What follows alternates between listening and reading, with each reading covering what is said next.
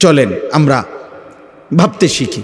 আল্লাহ তাআলা আমাদেরকে নতুন করে আবারও ডাকতেছে, বান্দা মাহে রমজান আমি তোমাদের সামনে নিয়ে আসতেছি, তোমাদের এখন দরকার শুধু দোয়া করো, আল্লাহ রমজান আমারে দেখাইয়েন, রমজান পর্যন্ত পৌঁছাইয়েন। আর প্রত্যেকটা বাবা ভাই, পুরুষ নারী, জওয়ান বুড়া, সবার কাছে আমার অনুরোধ, রমজানকে টার্গেট করে নিজের জীবন পরিবর্তনের জন্য আপনি সিদ্ধান্ত নিন। আল্লাহ কোরআনে ওয়াদা দিছে, বান্দা একটা মাস রমজান তুমি যত্ন নিয়া রমজান মাসটা কাটাইবা, সবগুলো গুনাহ ছেড়ে দিবা, আমি আল্লাহ তাআলার হুকুমগুলো পালন করবা।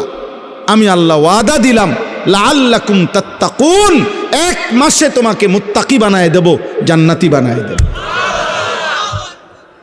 বানায় দেব। আল্লাহ তাআলা বলছেন, আল্লাহ কোরআনে বলছেন, বান্দা তুমি মনে রেখো কোনোভাবে রমজান বলতে আমি কঠিন কিছু তোমার উপরে চাপাই নাই। ইউরিদুল্লাহু বিকুমুল ইউসরা ওয়ালা ইউরিদু বিকুমুল উসরা। কোরআনে আল্লাহ বলছেন, রমজানের কথা বলতে গিয়ে আল্লাহ বলছে, বান্দা মনে করো তোমার জন্য আমি কি কি দিছি রমজানে। স্বাভাবিক সারা বছরের নেক আমল তো আছেই, বাকি নতুন করে কি দিলাম, এক নম্বরে ধরে নেন, নতুন করে আল্লাহ তাআলা রমজানে আমাদেরকে কি দিলেন, এক মাসের রোজা, রোজা রাখতে হবে। 2, প্রতিদিন তারাবি পড়তে হবে। 3, ইফতার করতে হবে। 4, রাত্রিবেলা সাহারি খাইতে হবে। 5, শেষ দশকে এতেকাফ করতে হবে। 6, শেষ দশকের বেজর রাত্রিগুলোতে সবে কদর তালাশ করতে হবে। আর কি, আর পুরাটা মাস গুনাহ থেকে বাঁচতে হবে। আল্লাহ তাআলার নেক আমল, 5 ওয়াক্ত নামাজ, জিকির, তেলাওয়াত, দোয়া, কান্নাকাটি, এর মধ্যে লিপ্ত থাকতে হবে। এই তো কথা। আল্লাহ তাআলা বলেন, বান্দা বিশ্বাস করো, এই যে যা যা দিছি আমি, ইফতার, সাহারি, এতেকাফ, তারাবি, রোজা, নামাজ, আল্লাহ বলে বান্দা বিশ্বাস করো, আমি এই বিধানগুলো সাজাইতে গিয়া, দিতে গিয়ে আমি আল্লাহ নিজে তোমার সহজ যেন হয়, কষ্ট যেন না হয়, আমি আল্লাহ কসম নিজে খেয়াল করেছি। ইউরিদুল্লাহু বিকুমুল ইউসরা, আমি আল্লাহ চেয়েছি তোমার যেন সহজ হয়, ওয়ালা ইউরিদু বিকুমুল উসরা, আমি আল্লাহ তাআলা তোমার জন্য কঠিন হোক এটা চাই নাই। প্রথম যেভাবে বিধান শুরু করছি নবীজির জামানায়, প্রথম রোজার শুরু, রমজানের শুরু, ওইখান থেকেও আমি বান্দা সহজ করতে করতে করতে বর্তমানের অবস্থায় আনছি। শুধু কমাইছি, বাড়াইছি না, শুধু কমাই আনছি।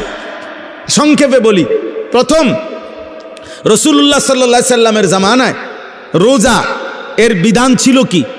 এর বিধান ছিল, মৌলিক নিয়ম ছিল যে নবীজির জামানায় প্রথম রমজানের রোজা রাখার নিয়ম ছিল সুবহে সাদিক থেকে, মানে সকালবেলা যেই ভোরের টাইম, সুবহে সাদিক থেকে রোজার টাইম শুরু হইতো। সন্ধ্যা হইলে, সূর্য ডুবলে, মানে আমরা যখন ইফতার করি তখন ইফতার খাওয়ার অনুমতি ছিল। কিন্তু তখন রোজা ছিল কেমন, মানে আমাদের নবীজির জামানায়, সাহাবাদের জামানায় রোজার বিধান ছিল এরকম যে সন্ধ্যা হইলে ইফতারির টাইমে যতক্ষণ পর্যন্ত সজাগ থাকবে, মানে আরেকবার ঘুম না যাবে, ততক্ষণ পর্যন্ত আপনার সে খাবার দাবার, স্ত্রীর সাথে মিলামিশা সব করতে পারবে। কিন্তু সন্ধ্যার পর থেকে নিয়ে যখনই ঘুমায় যাবে, ঘুম আইসা গেলে নতুন রোজা শুরু। মনে করেন এখন যদি সন্ধ্যা 6টা বাজে ইফতার করলাম, এখন সজাগ যতক্ষণ, খানার টাইম এতক্ষণ, বুঝেন নাই হিসাবটা? সজাগ যতক্ষণ এতক্ষণ, 8টা বাজে ঘুমায় গেছে, রোজা শুরু। বা মাগরিব পড়ে বলে কদ্দুর শরীরটা ভাল লাগতেছে না, সারাদিন ব্যস্ত ছিলাম, একটু শুইছে, রোজা শুরু। এটাই ছিল বিধান, এটাই নবীজির জামানায় ছিল। কিন্তু এইটুকুর কারণে সাহাবাদের কষ্ট হইতেছিল। কি কষ্ট? দেখা গেছে অনেকে সন্ধ্যাবেলা ইফতারের সময় হয়তো সামান্য মাত্র পানি পান করছে, বা 2টা খেজুর খাইছে, অথবা খায় নাই, এরই মধ্যে মাগরিবের নামাজ পড়ে ক্লান্তিতে ঘুম চলে আসছে, এই কারণে আর খাবার খাইতে পারে নাই। সারা রাত্র আবার নতুন রোজা শুরু হয়ে গেছে, পরের দিন আবার সন্ধ্যার সময় খাবার অনুমতি। তো ফলে একদিন একজন সাহাবী সন্ধ্যাবেলায় খাইতে পারে নাই, ফলে ঘুমায় গেছে। নতুন রোজা শুরু হয়ে যাওয়াতে আগের দিনের পুরা রোজা, সারা রাত্রের রোজা, পরের দিন দুপুরবেলা হযরত কাইস ইবনে সারমা আল আনসারি রাদিয়াল্লাহু তাআলা আনহু তিনি বেহুশ হয়ে গেছেন একেবারে। তো আল্লাহ তাআলা দেখছে আমার বান্দার তো কষ্ট হইতেছে, তো আল্লাহ তাআলা পুনরায় আবার বিধান নাজিল করে এই কোরআনের মধ্যে আল্লাহ আবার বলছে, ঠিক আছে বান্দা, আরো কমায় দিলাম, এখন সুবহে সাদিক থেকে সূর্য অস্ত পর্যন্ত, এই সন্ধ্যা পর্যন্ত, এই পর্যন্ত রোজা রাখো। সন্ধ্যার পর থেকে, সূর্য ডুবার পর থেকে পরবর্তী সুবহে সাদিক পর্যন্ত সারা রাত্র এইবার ঘুমাও আর সজাগ থাকো। খাবার দাবার, স্বামী স্ত্রীর মিলামেশা, সব কিছুর অনুমতি পূর্ণ দেওয়া হইল। ঘুমাইলেও অনুমতি আছে, না ঘুমাইলেও অনুমতি আছে। আল্লাহ তাআলা বলে, তবুও আমি চাই তোমার যেন কষ্ট না হয়। ইউরিদুল্লাহু বিকুমুল ইউসরা, আমি কষ্ট দিতে চাই না। ইবান কি মায়া করে মালিক বলছে, মা জাআলা আলাইকুম ফিদ্দীন মিন হারাজ। আল্লাহ বলে, বান্দা, দ্বীনের নামে, ইসলামের নামে, কোরআনের নামে, শরীয়তের নামে, বিধানের নামে আমি আল্লাহ তোমাদের উপরে একটা কষ্ট আমি দেই নাই। আমাকে মানতে গিয়ে তুমি বান্দা কষ্ট পাইবা, আমি এমন মালিক না। আমি রাউফ, আমি রাহিম, আমি রহমান, আমি সব জানি আমার বান্দার ভেতর বাহির, যোগ্যতা কদ্দুর, দুর্বলতা কদ্দুর, সক্ষমতা কতটুকু। আমি যুবকের আর বৃদ্ধের হুকুম বরাবর করি নাই। আমি আল্লাহ তাআলা এরপরে দেখেন, আল্লাহ বলছে, বান্দা আচ্ছা ঠিক আছে, এরপরে আরো শোনো, দুইবার আল্লাহ বলছে, দুইবার রোজার কথা বলতে গিয়ে বলছে, ফামান কানা মিনকুম মারিদান আও আলা সাফারিন ফাইদ্দাতুম মিন আইয়ামিন উখার। শোনো, তোমরা যারা প্রচন্ড অসুস্থ, যে অসুস্থতার কারণে রোগ বেড়ে যাবে, রোজা রাখলে কোনোভাবেই পারতা না, ঠিক আছে ছেড়ে দাও। যখন সুস্থ হইবা তখন এই রোজাগুলো কাজা করো।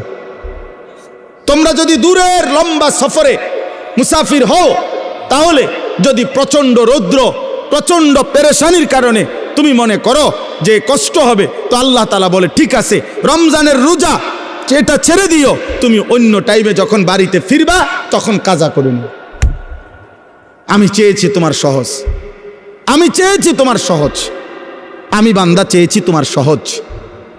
আল্লাহ নবী সাল্লাল্লাহু আলাইহি সাল্লাম বলছে, উম্মত ইফতার তাড়াতাড়ি করে কইরো। আল্লাহ নবী বলছে, উম্মত সেহরি দেরি করে খাইও, মানে কষ্ট যাতে না হয়। ইফতার করো তাড়াতাড়ি, যাতে সময় হইছে সাথে সাথে ইফতার করো, এর মধ্যেই বরকত। সাহারি দেরি করো, যেন লাস্ট টাইমে নিয়ে খাও, কোনো অসুবিধা নাই, যাতে করে তোমার কষ্টের মাত্রাটা কম হয়। মানে সব মিলাইয়া রব্বুল আলামিন চেয়েছেন আমার বান্দার যেন আরাম হয়, কষ্ট না হয়। ইউরিদুল্লাহু বিকুমুল ইউসরা ওয়ালা ইউরিদু বিকুমুল উসরা। একদিকে তো সহজ করার জন্য এত ব্যবস্থাপনা করেছেন, আবার আরেক দিকে নেকি। আল্লাহ তাআলা যেন বললেন, রমজানের এক একটা মুহূর্ত আমি স্বর্ণের দামে না, রূপের দামে না, মণি মুক্তার দামে না, বরং আসমান জমিনটাকে যদি 112 দাম ধরো, আসমান জমিন পুরা সৃষ্টির, সেটার যেই দাম আসবে, আল্লাহ বলে তার চাইতে কোটি গুণ বেশি দামে আমি রমজানের এক এক মুহূর্ত তোমাকে দিলাম। চাও, সেকেন্ড কোটি গুণ দামি বানাই দিলাম। 1/70, এটাও বলছি প্রাথমিক, এটা বলছি স্বাভাবিক হিসাব, 1/70, কিন্তু মূলত হইল আল্লাহ তাআলা এই 70 লেখবার আগেও ফেরেশতাদের আল্লাহকে জিজ্ঞেস করে, আল্লাহ আপনার বান্দার রমজানের এই নেকিটা 70 লিখতাম নি।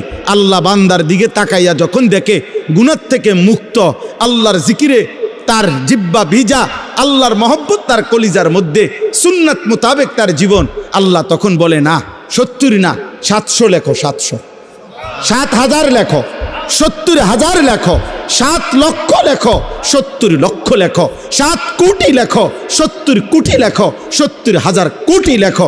এক সেজদা একবার সুবহানাল্লাহ বললে আল্লাহ বলে, লেখো 70,000 কোটি সুবহানাল্লাহ লেখো। কোন বেলায় আল্লাহ মহব্বতের জোশে, আল্লাহ তার মায়ায় আল্লাহ বলে, ফেরেশতা তুমি লিখো না, আসা আক্তুবু, আমি আল্লাহ নিজেই লিখবো। এই নেকি তুমি দিয়া পারতা না, আমি দেবো আমার বান্দার নেকি। বলেন বাপ, বলেন। আহাজ মুসলমানের সন্তান, যদি তোমরা বুঝতা যে তোমাদের মালিক তোমাদের প্রতি কি পরিমাণ খেয়াল করেছে, রাসূলুল্লাহ সাল্লাল্লাহু আলাইহি সাল্লাম আমাদের প্রতি কি পরিমাণ খেয়াল করছে। আর দুর্ভাগ্য হলো আমরা যারা আমাদেরকে 24 ঘন্টা ধ্বংস করে দেওয়ার জন্য লিপ্ত, সেই ইহুদি, সেই খ্রিস্টান, সেই নাস্তিক, সেই মুরতাদ, সেই বেঈমান, তোমরা যুবক তাকাইয়েই আছো তাদের দিকে। চুল তোমার বেঈমানের মতো, যে তোমারে গুলি করতে চায়। চেহারা সুরত তোমার বেঈমানের মতো, যে বেঈমান তোমাকে গলা টিপে মেরে ফেলতে চায়, মেরে ফেলতে চায়। বলেন, পৃথিবীর একটা বেঈমান, ইউরোপের একটা দেশ, কোন দেশ কিংবা দেশের কোন প্রেসিডেন্ট কিংবা কোন দেশের কোন মানবতাবাদী কোন ব্যক্তি আজ পর্যন্ত বলেছে কিনা যে মুসলমানকে আমি কলিজা দিয়া ভালোবাসি? হ্যাঁ, তাহলে যে আমারে ঘৃণা করে, যে আমারে ধ্বংস করতে চায়, যে আমারে 24 ঘন্টা আমার জাতি, আমার গোষ্ঠী, আমার সম্প্রদায়, আমার কওমকে যে ধ্বংস করে দিতে চায়, সে আমার প্রিয় হবে কেন? আল্লাহ আমাদেরকে বুঝ দান করেন। অতএব আজকে আমার এতটুকুই কথা শেষ। আমি প্রত্যেকের কাছে অনুরোধ করলাম, রমজান মোমেনের জন্য ভিন্ন কিছু।